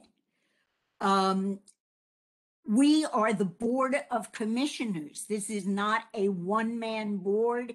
It is a 10 or 11 or 12 or 13 person board. That's a little bit in flux. We have the obligation to approve the selection of our executive director. And I assume, but I don't know, that the title is still interim executive director. Good question. So the title will not be interim executive director. The title would be the executive director. We're voting on an executive director, not an interim executive director.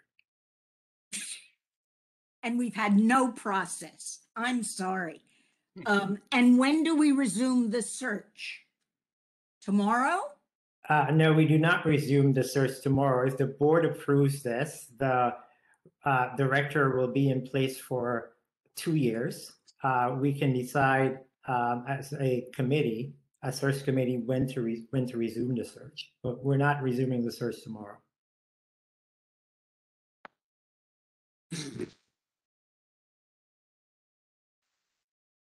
Commissioner Council? Yes. Did you have something to add? Yes, I do. I'm sitting here and I'm listening and I'm watching some of the advocates have dropped off after they testified. Some of them are saying factual things that the housing authority have done or have not done within process. So with this process, why don't we help instead of complain? You all said some of the deals that we have made, some of the things that we have done has not been smart. You all want to help us? When you see somebody that's not right, that's trying to come and take bad over us, say something. Holler. Let us know that's not a good deal. You're here now trying to keep a woman that's trying to help us. And because some of the things that she doesn't have, all of us don't have a lot of things, but we're willing to be open and to learn. You learn every day. You're going to learn until you die. You can't always have your way. And I understand what you're saying, Ann, and I understand what you're saying as well, Bill. But this is an emergency. And I understand we got to have a process, but we're trying to get things done. And another thing that irritates me is when I hear someone say something about their taxpayers' money. You're one person. So your money is that large that you're worrying about, or you're saying that who's going to pay the salaries. You're one person. So your money's not that large to say that you're a taxpayer and you're helping us. If you want to help us, advocate for us in the right way to make sure that the deals that we do, the people are clean and clear. They're not shady and dirty to take land from us. Be clear. They're vultures sometime inside as well as outside. So if you all say you're advocates and you're watching and you're concerned about us, watch that way. Don't stop our progress. This woman is trying her best to help us. And I understand there is a process that we need to go through and it's unconventional. And I get that. Okay. But the process and the money that we're getting ready to use to find this and bring someone in internationally, you got to understand a lot of them are not coming to do what Brenda's already doing. A lot of them coming because of the money, and we don't pay that much. So let's be clear on that. Thank you, Chair. Thank you. So we're going to go ahead and vote on the amendment that's on the table. Alicia, can you do a roll call? Thank you. Commissioner Strickland, No. Commissioner Falchecchio, No. Commissioner Bussey Reeder, No. Commissioner Ortiz Gal, No. Commissioner Council, No. Commissioner Hoffman, Commissioner Hoffman, And you're mute. Yes, yes. Commissioner Slover, Yes. Commissioner Van Gossary, Yes. Chairman Albert. No. Great. So the amendment fails. We have a motion on resolution 2113. It's moved and seconded. Can you do a roll call, Madam Secretary, on the resolution Yes. itself? Yes. Commissioner Strickland, Yes. Commissioner Falchecchio, Yes. Commissioner Bussey Reeder, Yes. Commissioner Ortiz, Yes. Commissioner Council. Yes. Thank you. Commissioner Hoffman, No. Commissioner Slover, No. Commissioner Van Gossary, Yes. Chairman Albert. Yes. Thank you. You have 7 yes and 2 no. The resolution is approved. Thank you. Thank you all for your time and attention here today. The next Board of Commissioners meeting will be held on Wednesday, September 8, 2021 at 1 p.m. via WebEx. I want to congratulate Brenda Donald and soon to become our Executive Director of DC Housing Agency. And on that note, our meeting is adjourned. Excuse us, and excuse you, Chairman Albert. You said to many of us that we would hear from Donald herself. Can we hear from her? You said we would. Now that's either true or not. So again, it's totally up to Brenda if she'd like to speak now, but there'll be plenty of opportunities since she'll be here for the next 2 years. No, now stop playing past us, Albert. Now, God, can you at least have the decency to let the woman speak for herself and say how she's going to improve this agency and why she thinks she's entitled to have the job? I mean, really. Director Donald, would you like to say a few words? She like to communicate. Let her communicate now. Director Donald, would you like to say a few words? I am here and obviously have been listening all along, and I do want to thank you for giving me this opportunity to move forward. Several people have asked or raised questions about why now and why the change. My change of heart in terms of wanting to stay, and that is simply because over the last 8 weeks, I have really dug in based on a lot of my outreach to constituents, residents, stakeholders, really listening and unearthing a lot of the longstanding issues of this agency. We're building momentum. There's a lot of new energy here. And I believe that I have identified and have a handle on some of the big issues, and that we don't need to lose the momentum. I think what this agency needs is a period of sustained stability and the opportunity to really move these longstanding problems forward. They're not new to people who have been involved in with this agency. And I have spent a lot of time, and I will continue to, with the residents. That's why we're here.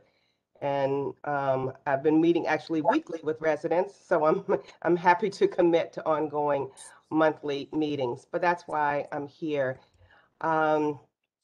We will put together a work plan, and I know that the board and part of the contract will be looking for some key milestones, and I'm happy to lay those forward and make sure that I am responsive to the most important needs of this organization. We have immediate needs at hand, and I will be following up with specifics about what that immediate plan is. So thank you. I think that's all for now. Thank you, Ms. Donald. Look forward to working with you. And with that, our meeting is adjourned. See you in September.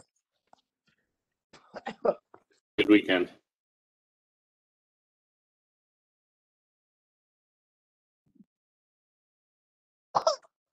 Hi, it's Ann Hoffman, and our meeting just adjourned. Can you tell me the new schedule for the tour?